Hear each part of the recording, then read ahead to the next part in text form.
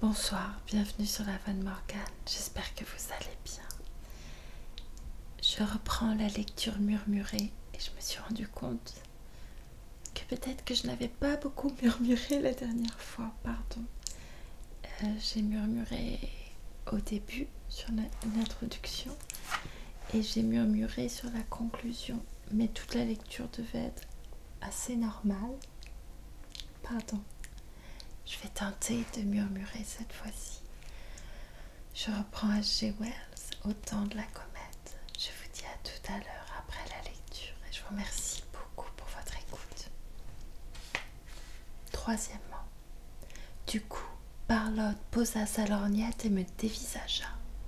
C'est un mauvais moment pour changer, déclara-t-il après une pause. Rawdon m'en avait dit autant, bien moins aimablement. Mais en face de Barlotte, je me sentais toujours portée à prendre le ton héroïque. « J'en ai assez de me tuer le tempérament au service des autres, m'écriai-je. Autant s'affamer le corps en quittant ma place que s'affamer l'âme en y restant. »« Je ne suis pas tout à fait de cet avis, dit Barlotte lentement. Ce fut le début d'une de nos interminables conversations, d'un de ces bavardages erratiques, diffus, généralisants et personnels à la fois, qui seront chers au cœur des jeunes gens intelligents tant qu'il y aura une jeunesse. Le changement n'aura pas aboli cela, en tout cas. Ce serait un incroyable tour de force que de raviver aujourd'hui ce brouillard de paroles, de faits. Je ne me souviens de rien, bien que le détail de la scène et du décor forment un tableau précis dans ma mémoire. Je posais, suivant mon habitude, et me comportais fort sottement en égoïste blessé au vif, sans doute. Et, de son côté, Barlotte dut jouer son rôle de philosophe préoccupé des abîmes célestes. Bientôt, nous fûmes dehors, déambulant dans la chaude nuit d'été et causant d'autant plus à notre aise. Je me souviens d'une phrase que je débitais. « Je souhaiterais parfois, dis-je en montrant le ciel, que ta comète ou quelque autre astre anéantît cette terre et, comme des chiffres sur un tableau, nous effaça tous, supprimant du même coup grève, guerre, bagarre, amour, jalousie et toutes les misères de la vie. » Ah, fit Barlotte, que cette idée parut étonnée. « Cela ne ferait qu'ajouter aux misères de l'existence, reprit-il quelques instants plus tard, alors que je lui parlais déjà d'autre chose. Cela quoi? Une collision avec la comète, cela ne ferait que tout reculer. Ce qui resterait de la vie redeviendrait plus sauvage que la vie présente. Mais serait-il nécessaire qu'il restât quoi que ce soit, demandai-je d'un ton sarcastique, tandis que nous suivions côte à côte une rue étroite qui longeait sa maison, se coupait de marche, devenait sentier et nous emmenait vers Clayton Crest et la grande route. Mais le souvenir de cet endroit est encore si vivant en moi que j'en oublie qu'aujourd'hui tout cela est changé et méconnaissable et que la rue étroite, l'escalier et la vue qu'on avait du haut de Clayton Crest, aussi bien que le monde où je fus élevé, se sont évanouis hors de l'espace et du temps, sont inimaginables pour la génération qui me suit. Vous ne pouvez pas voir, comme je le revois, le sombre espace entre les maisons, la rue obscure que laisse dans l'ombre interne réverbère à gaz, placé au carrefour. Vous ne pouvez pas sentir, encore sous vos pas, à travers de mauvaises chaussures, le dur carrelage des pavés, ni remarquer les rares fenêtres faiblement éclairées, çà et là, dans les ténèbres, ni, par les jalousies disjointes, entrevoir la silhouette des êtres claquemurés là-dedans. Vous ne sauriez, en imagination, traverser la brusque lueur que projette la devanture du cabaret, ni aspirer malgré vous une bouffée de son atmosphère viciée, ni entendre la bordée de grossièreté jaillie de la porte, ni voir fuir cette ombre penchée de quelque précoce vaurien qui vient de nous frôler sur les marches. Nous traversâmes une rue plus longue que remontait bruyamment un encombrant tramway à vapeur, vomissant la fumée et les étincelles, une rue que bordait la perspective huileuse des devantures, avec çà et là la voiture à bras des petits marchands, éclairée par un flambeau à pétrole d'où tombaient dans la nuit des flamèches. Une cohue confuse coulait et refluait entre les trottoirs, et on entendait la voix d'un prêcheur ambulant, réfugié dans un terrain vague entre les maisons. Vous ne pouvez voir ces choses comme je les revois, non plus que vous ne pouvez les imaginer, à moins que vous ne connaissiez les tableaux qu'a laissés le grand peintre Hyde. Vous ne pouvez vous figurer la haute palissade sur laquelle, d'en bas, les becs de gaz projetaient leurs reflets dansants et qui s'élevaient jusqu'à découper dans le ciel pâle une arête vive et noire. Ces palissades, c'était ce qu'il y avait de plus coloré dans notre monde évanoui. Sur elles, en couches successives de colle et de papier, toute la grossière activité de ces temps se mêlait en dissonance chromatique, pilules, théâtre, conférences religieuses, bals de charité, savons merveilleux, conserves étonnantes, machines à écrire ou à coudre, se heurtaient en une sorte de clameur visuelle. Plus loin, une ruelle boueuse, empirée de mâchefers et d'escarbilles, une ruelle sans une lumière, dont les flaques empruntaient au ciel le reflet d'une étoile. Nous allions, pataugeant au hasard, tout à notre conversation. À travers les terrains divisés en lots, déserts plantés de choux, et dépassant de sinistres masures et une fabrique abandonnée, nous parvînmes jusqu'au grand chemin. Flanqués de constructions clairsemées, il montait en tournant, de sorte qu'on jouissait du panorama circulaire de la vallée où s'aggloméraient 4 villes industrielles. Je veux bien qu'avec le crépuscule, tout ce paysage urbain se soit vêtu d'une étrange magnificence qui l'enveloppa jusqu'à l'aube. Un voile était jeté sur toute la mesquinerie de ces détails, sur les masures qui figurent les hommes, sur la roi innombrable des cheminées, sur les tristes taches de végétation poussant à contre-cœur entre les clôtures faites de fils de fer et de douves de tonneaux. Voilées, les blessures de rouille entamant les collines d'où l'on extrayait le minerai de fer. Voilées, les amas énormes des scories que rejetaient les fourneaux.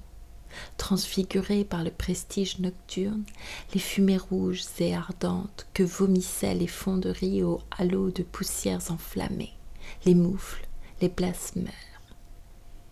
Tout était atténué et assimilé par la nuit. L'atmosphère grisâtre, alourdie de 1000 atomes, et qui, de jour, était comme une oppression, se colorait, dès le soleil couché, d'un mystère polychrome et translucide de bleus et de pourpres, d'incarnats sourds, de victorieux vermillons, et, sur tout cela montant vers le ciel plus sombre, une clarté diffuse d'émeraude et de safran. Chaque cheminée fanfaronne, quand le soleil monarque était parti, se couronnait de flammes. Les amoncellements de scories se mettaient à scintiller de 1000 feux, et chaque usine proclamait sa rébellion en arborant ce diadème volcanique de lumière. L'empire du jour se démembrait en une multitude de fièvres embrasées. Les petites rues transversales qui coupaient la vallée se dessinaient en pointes de feu, en réverbères d'un jaune amorti qui se rejoignaient, s'intensifiaient à chaque carrefour, mêlés à l'éclat livide des buissons de becs incandescents et à l'éblouissement glacial des lampes à arc. Les voies ferrées entrelaçaient leurs signaux lumineux, étoiles rouges ouvertes, groupées en constellations rectangulaires, et les trains hâtifs simulaient des serpents noirs et souples crachant le feu. Sur tout cela, bien haut, comme une chose placée hors d'atteinte et presque oubliée, Parlot s'était avisé de redécouvrir une région qui ne gouvernait ni le soleil ni les hauts fourneaux, l'univers infini des astres. Tel fut le cadre de maintes conversations. Et si, dans la journée, nous dépassions la crête des collines, nous contemplions vers l'ouest un pays de culture semé de parcs et de châteaux, et là-bas, la flèche aérienne d'une cathédrale. Parfois, alors qu'avant la pluie, l'atmosphère se faisait transparente, nous découvrions un horizon de montagnes suspendues contre le ciel. Par-delà encore, et hors de toute vision, il y avait Jack's Hill. La nuit, je me sentais plus que de jour proche de Jack's Hill et de Nettie. Il nous semblait, à nous deux qui déroulions en causant nos heures de jeunesse, le long du sentier d'escarbilles qui bordait les ornières du chemin, que, de ces crêtes, nos yeux contemplaient le monde entier en raccourci. Oui, à notre droite, dans l'ombre, se blottissait autour des hideuses fabriques le troupeau des ouvriers mal vêtus, mal nourris, croupissant dans l'ignorance, mal servis dans tous les détails de l'existence et vivant coûteusement au jour le jour, sans garantie du lendemain, cependant que, comme sur un fumier les champignons, surgissaient disproportionnés parmi ces misérables demeures les chapelles, les églises, les débits de boissons et les établissements de plaisir.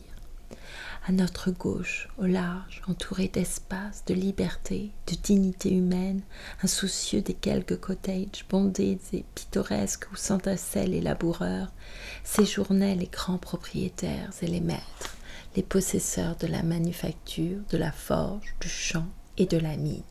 Et tout là-bas, très loin, belle, idéale, surgit d'entre les devantures de bouquinistes et les demeures ecclésiastiques, les auberges et autres détails d'une vieille ville à marchés et foires tombés en décadence.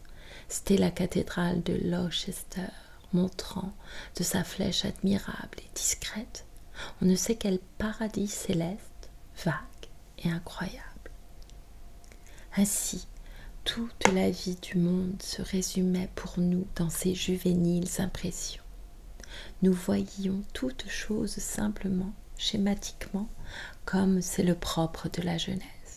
Nous avions pour tous les maux sociaux quelques solutions irritées et téméraires, et quiconque nous contredisait était pour nous un partisan des voleurs. Le vol nous apparaissait manifeste, le détrousseur, embusqué dans ces vastes demeures, c'était le propriétaire, le capitaliste, flanqué de son valet, le magistrat, et de son imposteur, le prêtre. Et nous tous, nous étions les victimes de ces infamies préméditées. Sans doute, ils clignaient des yeux et ricanaient entre eux, devant leurs coupes de champagne, affalés parmi leurs femmes éblouissantes dans la livrée du vice, ils complotaient de nouvelles exactions contre le pauvre. De l'autre côté, au milieu de toute l'affreuse misère, dans la brutalité, l'ignorance, la crapule gisaient, selon nous, leur victime innocente et innombrable, l'ouvrier. Maintenant que nous avions découvert tout cela, à première vue, il ne restait plus qu'à dénouer la situation en phrases sonores et véhémentes pour changer la face du monde. L'ouvrier, alors, se lèverait, se grouperait en partie du travail avec, pour le représenter, des jeunes gens comme Parlot et moi. Il reprendrait possession de son bien. Et alors, les voleurs en verraient de chaudes et tout serait pour le mieux. Si ma mémoire ne me trompe étrangement, c'est là le résumé assez exact de la théorie et de l'action sociale que nous considérions, Parlot et moi, comme le fin mot de la raison humaine. Notre foi était ardente et nous rejetions avec violence les objections les plus plausibles. Parfois, au cours de nos grandes discussions, nous éprouvions l'inébranlable certitude que nos convictions triompheraient, mais, le plus souvent, nous épanchions une indignation virulente contre la malveillance et la stupidité qui osaient retarder l'accomplissement de ce plan si simple de reconstruction du monde. Nous nous révoltions à cette pensée et songions aux barricades et à l'action directe. Je fus particulièrement amère ce soir-là, je me souviens. Le capitalisme hideux et tyrannique assumait pour moi les traits du vieux Rawdon et le sourire avec lequel il m'avait refusé d'augmenter mes pauvres 20 shillings d'appointements hebdomadaires. J'ambitionnais de sauvegarder mon amour-propre par quelque acte de vengeance. Et si ma vengeance exigeait l'extermination de l'hydre capitale, je pourrais traîner la carcasse du monstre jusqu'au pied de Nettie et régler du même coup ce second différend. Eh bien, Nettie, m'apprécies-tu maintenant à ma valeur? Voilà à peu près mon état d'esprit d'alors, d'après lequel vous pouvez vous figurer l'ardeur de mes gestes et de mon éloquence. Représentez-vous deux petites silhouettes noires, aux lignes peu esthétiques, perdues dans ces noirceurs désolées d'industrialisme flamboyant, et ma faible voix enflée de rhétorique, protestant et revendiquant. Ces idées de ma jeunesse vous sembleront sans doute un piètre amalgame de sottise et de violence, surtout si vous êtes né depuis le changement. De nos jours, tout le monde pense clairement, posément, et les pensées sont d'évidentes certitudes. Il est bien difficile de s'imaginer des cerveaux fonctionnant comme jadis les nôtres. Permettez-moi de vous aider à vous mettre quelque peu dans l'état mental et moral où nous étions alors. D'abord, il faudrait vous abîmer la santé en mangeant et en buvant sans mesure, vous ankyloser les membres en négligeant tout exercice, puis vous efforcer de vous créer de terribles tracas, cultiver l'inquiétude et vous habituer au manque de confort.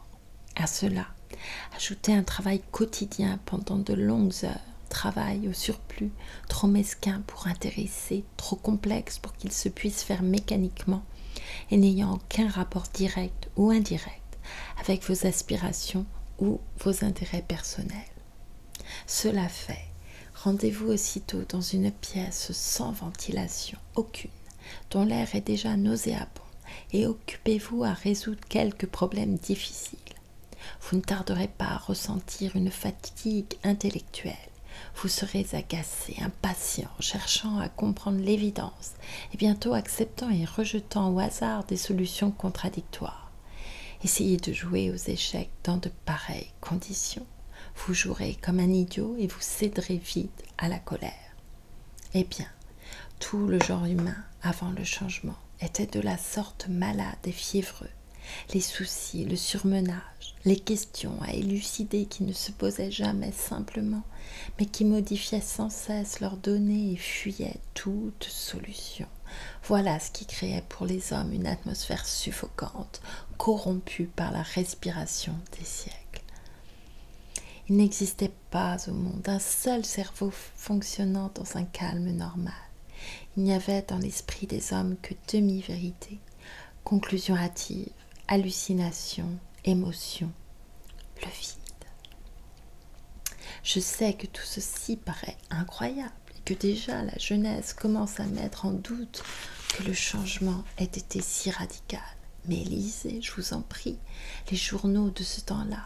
Chaque époque s'atténue, s'estompe et s'ennoblit un peu à mesure qu'elle recule dans le passé. À ceux qui, comme moi, sont à même de narrer des histoires vécues, il appartient de fournir par un effort de scrupuleux réalisme intellectuel l'antidote de ce mirage. Quatrièmement, avec Parlotte, c'était toujours moi qui, comme on dit, tenais le crachoir. Je me vois à cet âge comme un étranger. Tout a tellement changé depuis lors que je suis devenue un autre être qui n'a presque plus rien de commun avec le jeune homme vantard et sot dont je détaille les misères. Je le revois, théâtral et vulgaire, prétentieux, sans sincérité, et à la vérité, je ne l'aimerais guère. N'était cette sorte de sympathie inconsciente comme matérielle qui résulte d'une longue intimité. Comme ce jeune homme était moi, il se peut que je sois à même de pénétrer et de décrire les mobiles de certaines actions qui ne lui mériteront pas la sympathie du lecteur. Mais pourquoi pallier ou défendre les défauts de son caractère? Donc, c'est moi qui prenais et gardais la parole, et j'eusse été bien étonnée d'entendre mettre en doute que, des deux, je fusse le plus intelligent dans ces duels verbaux. Parload était un garçon paisible, réticent et guindé en toutes choses, cependant que je possédais le ton suprême pour un jeune homme et pour les démocraties, le bagout, la parole facile. Dans mon fort intérieur, je considérais Parload comme un peu stupide. Il posait au silencieux entendu, me disais-je, et il le faisait à la circonspection scientifique. Je n'avais pas remarqué qu'alors que mes mains n'étaient bonnes qu'à gesticuler ou à tenir une plume, les mains de Parload étaient habiles à sans besogne, et je n'en avais pu conclure, à plus forte raison, que les nerfs moteurs de ses doigts devaient être commandés par quelque chose comme un cerveau bien réglé. Et, encore que je me vantasse de ma sténographie, de ma littérature et de la part qui me revenait dans la prospérité de la maison Rawdon, Parload, lui, n'insista jamais sur les sections coniques, le calcul différentiel et tout ce qu'il s'était assimilé à l'école supérieure des sciences. Parload est aujourd'hui fameux, grande figure d'une grande époque. Ses travaux sur les radiations intersectrices ont élargi à jamais l'horizon de l'humanité.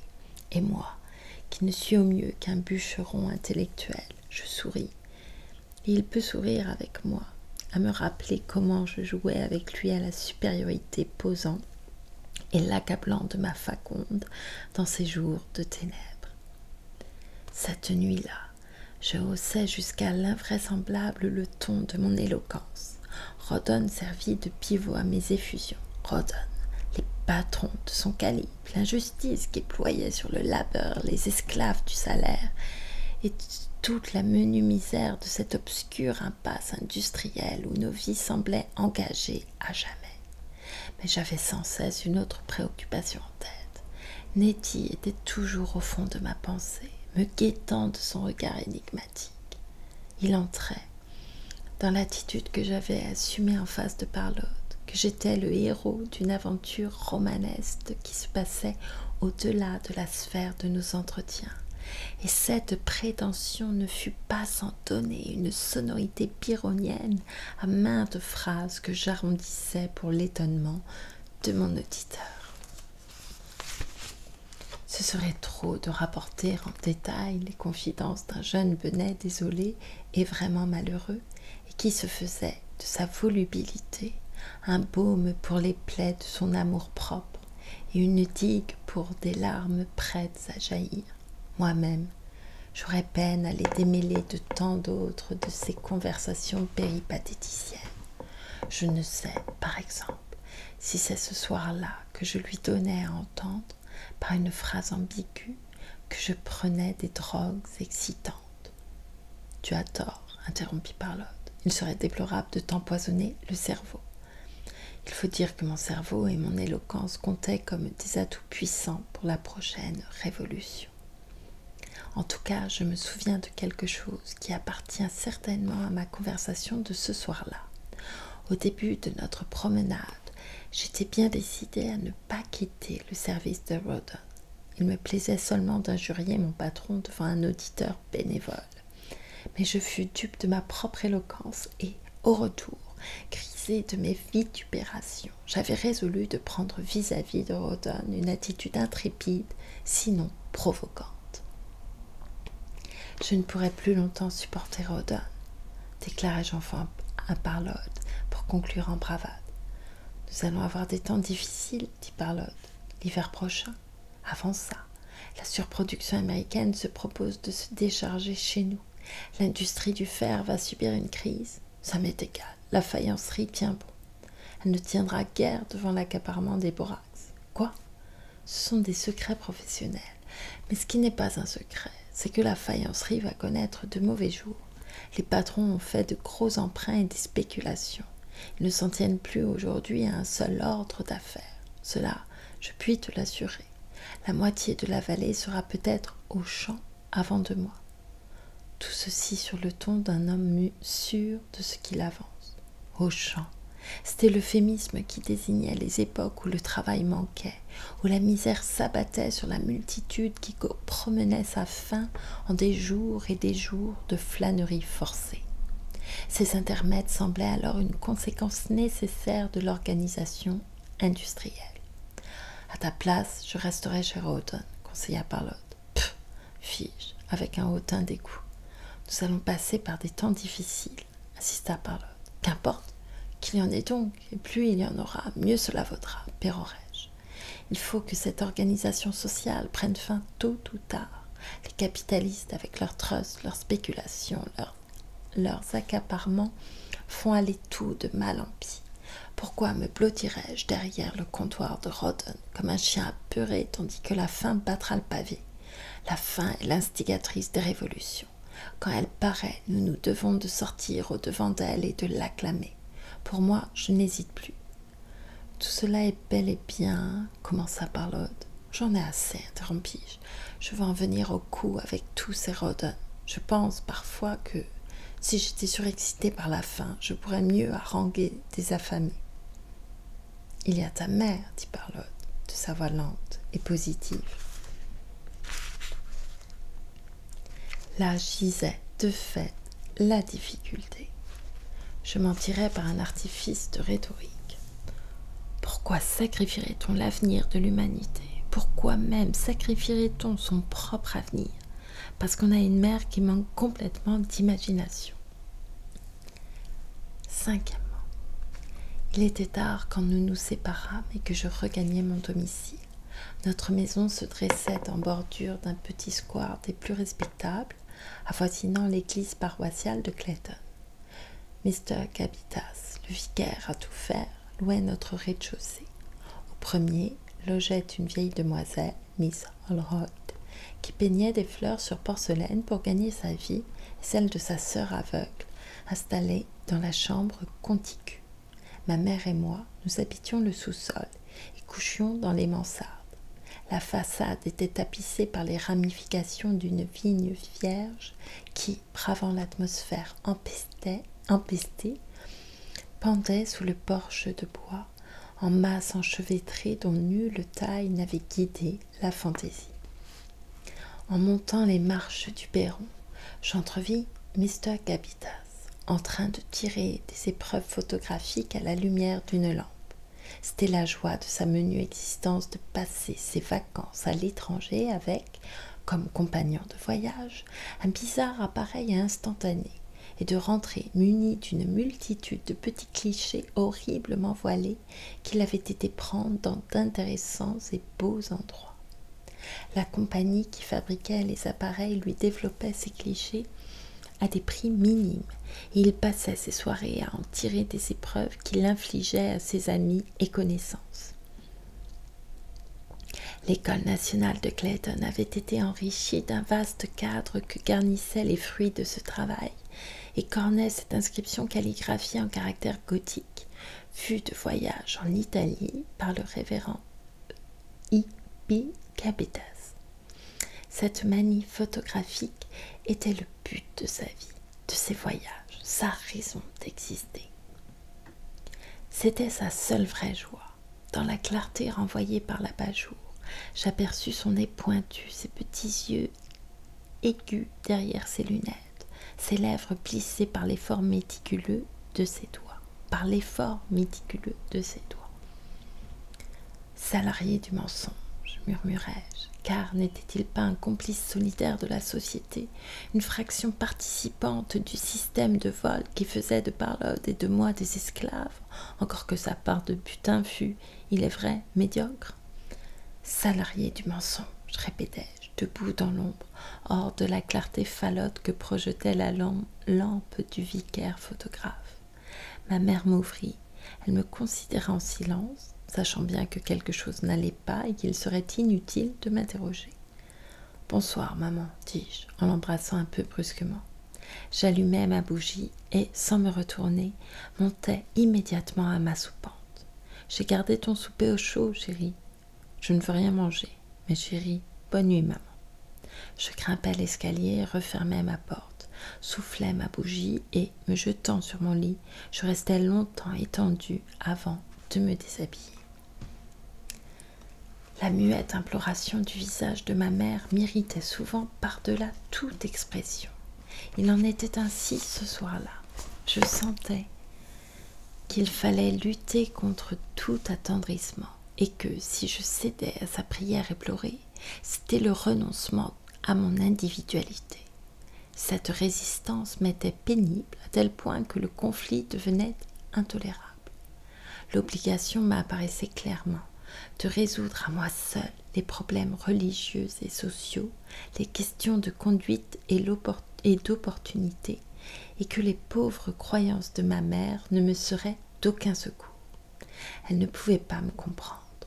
Sa religion était la religion établie, ses seules idées sociales se résumaient en l'obéissance à l'ordre établi, la soumission aux lois, aux médecins, aux magistrats, aux maîtres, à toutes les autorités constituées.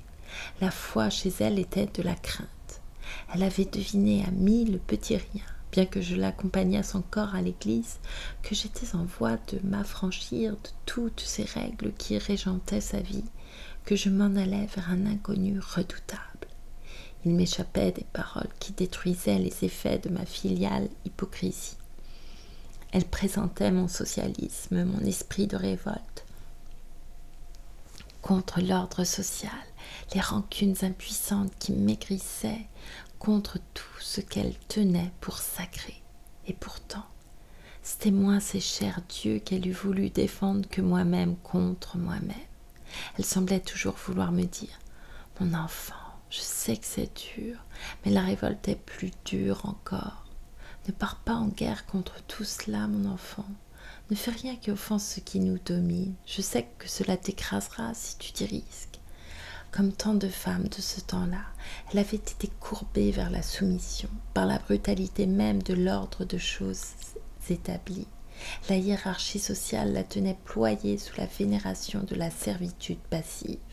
Il l'avait cassée, vieillie, lui avait volé ses yeux, au point qu'à 55 ans, elle me regardait à travers des lunettes. C'est à peine si elle me voyait. L'asservissement l'avait accoutumée à l'inquiétude, faisait trembler ses mains durcies, ses pauvres mains si déformées par le travail, si gercées, si abîmées avec le bout des doigts rongés par la morsure des aiguilles. Mais c'est à cause d'elle, autant qu'à cause de moi, que la révolte me secouait, et mon amertume me venait de sa misère autant que de mes aspirations. Et pourtant, ce soir-là, je la reçus sans aménité. Je lui répondis sèchement et la laissai perplexe et navrée dans le corridor, devant ma porte brutalement repoussée. Je restais étendu sur mon lit, furieux contre la rudesse et la misère de la vie, plein de rage à la pensée de l'arrogant Rawdon, et exaspéré par la froideur de la lettre de Nettie, par la conscience de ma faiblesse et de mon insignifiance, par 100 humiliations que je jugeais intolérables, irréparables. Mon pauvre petit cerveau, là, et cependant incapable de s'arrêter, tournait sans cesse le moulin de ses tourments. Nettie, Rawdon, ma mère, Capitas, Nettie. Tout d'un coup, mes émotions s'épuisèrent par leur excès même. Une horloge sonnait minuit.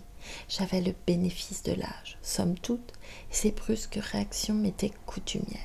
Me relevant en sursaut, je me déshabillai à la hâte dans l'obscurité, et ma tête fut à peine sur l'oreiller que je m'assoupis. Comment dormit ma mère cette nuit-là? Je ne saurais le dire. Pour étrange que cela puisse paraître, je ne me reproche pas ma conduite à son égard, cependant que par ailleurs, ma conscience me rappelle désagréablement mon arrogance vis-à-vis de Parlotte. Je regrette mon habituelle façon d'agir à l'égard de ma mère avant le changement. C'est, sur ma mémoire, une cicatrice dont je souffrirai jusqu'à mon dernier jour. Mais je ne puis m'empêcher de reconnaître qu'il était difficile qu'il n'en fût pas ainsi sous le régime ancien.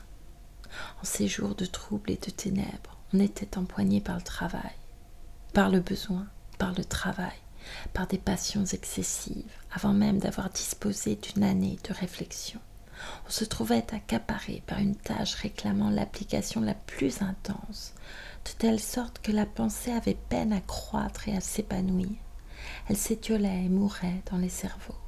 À 25 ans, peu de femmes étaient capables d'une idée nouvelle. À 30 ou à 31 ou 32 ans, peu d'hommes restaient en état de réceptivité mentale.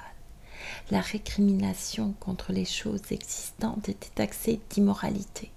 De fait, c'était une cause permanente de tracas et de perplexité. Et pourtant la seule protestation, le seul effort contrecarrant cette tendance qu'ont toutes choses humaines à se ralentir et à s'obstruer, à se détériorer et à se détraquer dangereusement, venait des jeunes, de la jeunesse sans préjugés, sans pitié. Dans ces temps-là, aux yeux des hommes de pensée même, cette alternative constituait une des lois inexorables de notre existence. Ou nous devions nous soumettre à nos aînés et nous laisser étouffer par eux, ou nous devions les braver, leur désobéir, les pousser de côté pour avancer d'un pas sur la route du progrès avant de nous ossifier à notre tour et de devenir l'obstacle pour les nouveaux arrivants. Cet acte d'écarter brutalement ma mère, ma retraite silencieuse vers des méditations solitaires, c'était là un incident symbolique des dures relations d'enfants apparents. Il n'en pouvait être autrement, semblait-il. Et cet antagonisme fatal formait comme la rançon du progrès. Nous ne nous doutions pas, alors, que des cerveaux pouvaient mûrir sans devenir inaccessibles à la tendresse, ni que des enfants pouvaient honorer leurs parents tout en pensant par eux-mêmes. Nous étions irritables et impatients, parce que nous étouffions dans les ténèbres, respirant le poison d'un air vicié. Cette activité pondérée des cerveaux, aujourd'hui universelle, cette vigueur réfléchie, ce jugement qui permet d'agir à coup sûr et qui se manifeste de façon éclatante dans notre civilisation, étaient choses éparses, disjointes, insoupçonnées, à travers l'atmosphère corruptrice de notre état antérieur. Ainsi s'achevait le premier fascicule. Je le replaçais sur la table et cherchais le second. « Eh bien, dit l'homme qui écrivait, est-ce un roman? C'est mon histoire. Mais vous, au sein de toute cette beauté, vous n'êtes pas ce garnement mal éduqué de qui je viens de lire les aventures ?» Il sourit. « Un certain changement se place entre lui et moi, répondit-il. Ne l'ai-je pas suffisamment donné à entendre?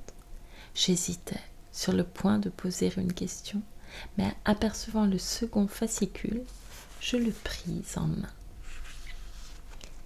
Nous le découvrirons demain ou bientôt. Je n'étais pas encore entrée dans l'histoire. Et là, avec les descriptions au début, j'hésitais. Et puis finalement, je me suis laissée aller dans les paysages.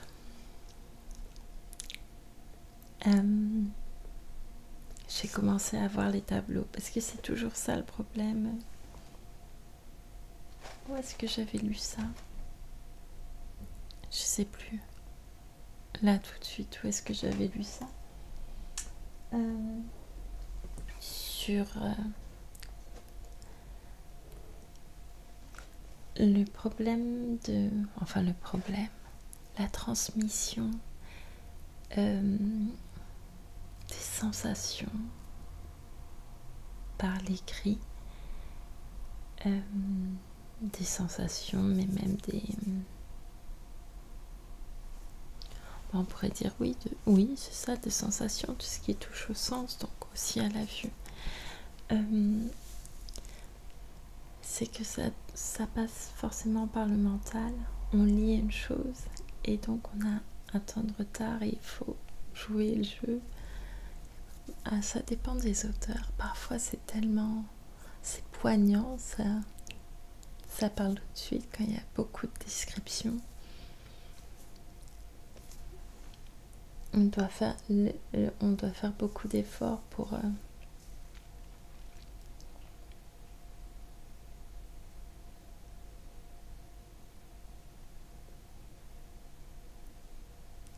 Ce qui n'est pas un mal de faire des efforts. Mais parfois, si l'image ne nous parle vraiment pas, ça peut faire sortir du texte. Bien, allez, j'y vais tout de suite. Je continue avec Antonin Artaud, Lettre à la voyante pour André Breton. Et ça fait partie de L'art et la mort. Madame, vous habitez une chambre pauvre, mêlée à la vie. C'est en vain qu'on voudrait entendre le ciel murmurer dans vos vitres. Rien, ni votre aspect, ni l'air ne vous sépare de nous. Mais on ne sait quelle puérilité plus profonde que l'expérience nous pousse à taillader sans fin et à éloigner votre figure et jusqu'aux attaches de votre vie. L'âme déchirée et salie, vous savez que je n'assieds devant vous qu'une ombre, mais je n'ai pas peur de ce terrible savoir. Je vous sais à tous les nœuds de moi-même et beaucoup plus proche de moi que ma mère.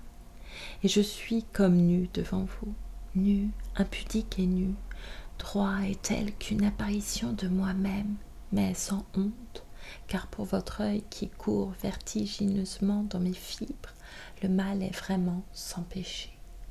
Jamais je ne me suis trouvé si précis, si rejoint, si assuré même au-delà du scrupule, au-delà de toute malignité qui me vint des autres ou de moi, et aussi si perspicace.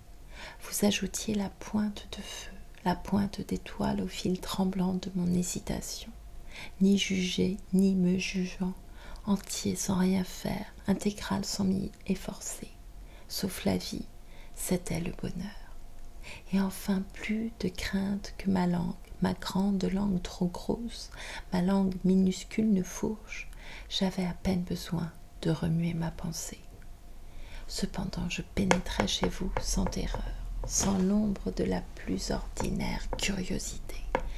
Et cependant vous étiez la maîtresse et l'oracle, vous auriez pu m'apparaître comme l'âme même et le Dieu de mon épouvantable destinée, pouvoir voir et me dire que rien de sale ou de secret ne soit noir, que tout l'enfoui se découvre, que le refoulé s'étale enfin à ce bel œil étalé d'un juge absolument pur, de celui qui discerne et dispose, mais qui ignore même qu'il vous puisse accabler.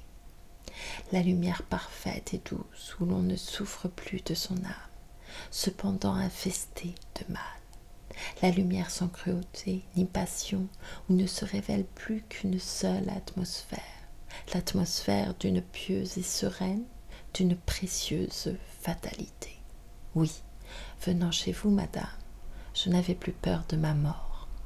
Mort ou vie, je ne voyais plus qu'un grand espace placide où se dissolvaient les ténèbres de mon destin. J'étais vraiment sauf, affranchie de toute misère, car même ma misère à venir m'était douce, si, par impossible, j'avais de la misère à redouter dans mon avenir. Ma destinée ne m'était plus cette route couverte et qui ne peut plus guère recéler que le mal. J'avais vécu dans son appréhension éternelle, et à distance, je la sentais toute proche et depuis toujours blottie en moi. Aucun remous violent ne bouleversait à l'avance mes fibres. J'avais déjà été trop atteint et bouleversé par le malheur. Mes fibres n'enregistraient plus qu'un immense bloc uniforme et doux. Et peu m'importait que s'ouvrissent devant moi les plus terribles portes, le terrible était déjà derrière moi. Et même mal, mon avenir prochain ne me touchait que comme une harmonieuse discorde, une suite de cimes retournées et rentrées, émoussées en moi. Vous ne pouviez m'annoncer, madame, que l'aplanissement de ma vie. Mais ce qui par-dessus tout me rassurait, ce n'était pas cette certitude profonde attachée à ma chair, mais bien le sentiment de l'uniformité de toute chose, un magnifique absolu. J'avais sans doute appris à me rapprocher de la mort, et c'est pourquoi toutes choses, même les plus cruelles, ne m'apparaissaient plus que sous leur aspect d'équilibre, dans une parfaite indifférence de sens. Mais il y avait encore autre chose, c'est que ce sens, indifférent quant à ses effets immédiats sur ma personne, était tout de même colorée en quelque chose de bien. Je venais à vous avec un optimisme intégral, un optimisme qui n'était pas une pente d'esprit, mais qui venait de cette connaissance profonde de l'équilibre, où toute ma vie était baignée. Ma vie à venir équilibrée par mon passé terrible et qui s'introduisait sans chaos dans la mort. Je savais à l'avance ma mort comme l'achèvement d'une vie enfin plane et plus douce que mes souvenirs les meilleurs. Et la réalité grossissait à vue d'œil, s'amplifiait jusqu'à cette souveraine connaissance où la valeur de la vie présente se démonte sous les coups de l'éternité. Il ne se pouvait plus que l'éternité ne me vengeât de ce sacrifice acharné de moi-même, et auquel, moi, je ne participais pas. Et mon avenir immédiat, mon avenir à partir de cette minute où je pénétrais pour la première fois dans votre cercle, cet avenir appartenait aussi à la mort. Et vous, votre aspect me fut dès le premier instant favorable. L'émotion de savoir été dominée par le sentiment de la mansuétude infinie de l'existence. Il y a une note. Je n'y peux rien, j'avais ce sentiment devant elle. La vie était bonne parce que cette voyante était là. La présence de cette femme était comme un opium, plus pur, plus léger, quoique moins solide que l'autre, mais beaucoup plus profond, plus vaste et ouvrant d'autres arches dans les cellules de mon esprit. Cet état actif d'échange spirituel, cette conflagration de mondes immédiats et minuscules, cette imminence de vies infinies dont cette femme ouvrait la perspective, m'indiquait enfin une issue à la vie et une raison d'être au monde, car on ne peut accepter la vie qu'à condition d'être grand, de se sentir à l'origine des phénomènes, tout au moins d'un certain nombre d'entre eux. Sans puissance d'expansion, sans une certaine domination sur les choses, la vie est indéfendable. Une seule chose est exaltante au monde, le contact avec les puissances de l'esprit. Cependant, devant cette voyante, un phénomène assez paradoxal se produit. Je n'éprouve plus le besoin d'être puissant, ni vaste. La séduction qu'elle exerce sur moi est plus violente que mon orgueil. Une certaine curiosité momentanément me suffit. Je suis prêt à tout abdiquer devant elle, orgueil, volonté, intelligence. Intelligence surtout. Cette intelligence qui est toute ma fierté. Je ne parle pas, bien entendu, d'une certaine agilité logique de l'esprit, du pouvoir de penser vite et de créer de rapides schémas à longue échéance. De créer de rapides schémas sur les marges de la mémoire. Je parle d'une pénétration souvent à longue échéance, qui n'a pas besoin de se matérialiser pour se satisfaire et qui indique des vues profondes de l'esprit. C'est sur la foi de cette pénétration au pied beau et le plus souvent sans matière, et que moi-même je ne possède pas, que j'ai toujours demandé que l'on me fasse crédit. Dut-on me faire crédit 100 ans et se contenter le reste du temps de silence? Je sais dans quel limbe retrouver cette femme. Je creuse un problème qui me rapproche de l'or, de toute matière subtile, un problème abstrait comme la douleur qui n'a pas de forme et qui tremble et se volatilise au contact des os. Rien de mauvais pour moi ne pouvait tomber de cet œil bleu et fixe par lequel vous inspectiez mon destin. Toute la vie me devenait ce bienheureux paysage où les rêves qui tournent se présentent à nous avec la face de notre moi. L'idée de la connaissance absolue se confondait avec l'idée de la similitude absolue de la vie et de ma conscience. Et je tirais de cette double similitude le sentiment d'une naissance toute proche, où vous étiez la mère indulgente et bonne, quoique divergente de mon destin. Rien ne m'apparaissait plus mystérieux dans le fait de cette voyance anormale, où les gestes de mon existence passée et future se peignaient à vous avec leur sens gros d'avertissements et de rapports. Je sentais mon esprit entrer en communication avec le vôtre quant à la figure de ces avertissements. Mais vous, enfin, madame, Qu'est-ce donc que cette vermine de feu qui se glisse tout à coup en vous, et par l'artifice de quelle inimaginable atmosphère? Car enfin vous voyez, et cependant le même espace étalé nous entoure. L'horrible, madame, est dans l'immobilité de ces murs, de ces choses, dans la familiarité des meubles qui vous entourent, des accessoires de votre divination, dans l'indifférence tranquille de la vie à laquelle vous participez, comme moi. Et vos vêtements, madame, ces vêtements qui touchent une personne qui voit, votre chair, toutes vos fonctions, enfin. Je ne puis pas me faire à cette idée que vous soyez soumise aux conditions de l'espace, du temps, que les nécessités corporelles vous pèsent. Vous devez être beaucoup trop légère pour l'espace, et, d'autre part, vous m'apparaissiez si jolie, et d'une grâce tellement humaine, tellement de tous les jours, jolie comme n'importe laquelle de ces femmes dont j'attends le pain et le spasme, et qu'elles me osent vers un seuil corporel. Aux yeux de mon esprit, vous êtes sans limite et sans bord, absolument profondément incompréhensible. Car comment vous accommodez-vous de la vie, vous qui avez le don de la vue toute proche, et cette longue route toute unie où votre âme comme un balancier se promène, et où moi, je lirai si bien l'avenir de ma mort. Oui, il y a encore des hommes qui connaissent la distance d'un sentiment à un autre, qui savent créer des étages et des haltes à leurs désirs, qui savent s'éloigner de leurs désirs et de leur âme pour y rentrer ensuite faussement en vainqueur. Et il y a ces penseurs qui encerclent péniblement leurs pensées, qui introduisent des faux semblants dans leurs rêves, ces savants qui déterrent des lois avec de sinistres pirouettes. Mais vous, Oni, méprisée, planante, vous mettez le feu à la vie. Et voici que la roue du temps d'un seul coup s'enflamme à force de faire grincer les cieux. Vous me prenez tout petit, balayé, rejeté, et tout aussi désespéré que vous-même, et vous me haussez, vous me retirez de ce lieu, de cet espace faux où vous ne daignez même plus faire le geste de vivre, puisque déjà vous avez atteint la membrane de votre repos.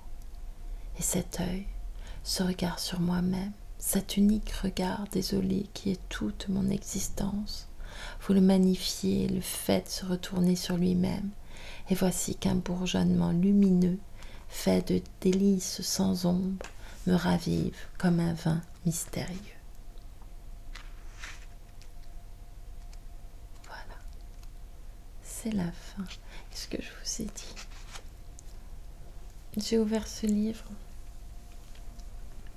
par hasard tout à l'heure et je suis tombée sur cette lettre. Je me suis dit pourquoi pas pour